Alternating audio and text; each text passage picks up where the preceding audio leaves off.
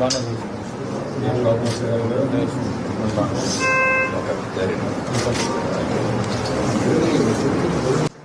AP Atchutapuram such ప్రమాద బాధితులను CM Chandrababu పరామర్శించారు.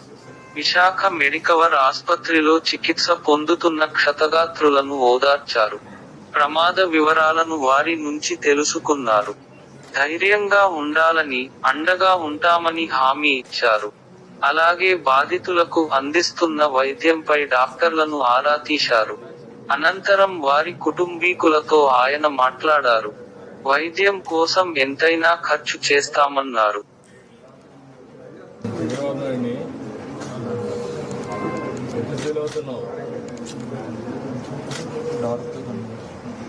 ఏం కాదు, అన్నీ బాగా అవుతాయి, నార్మల్గా ఉంటావు.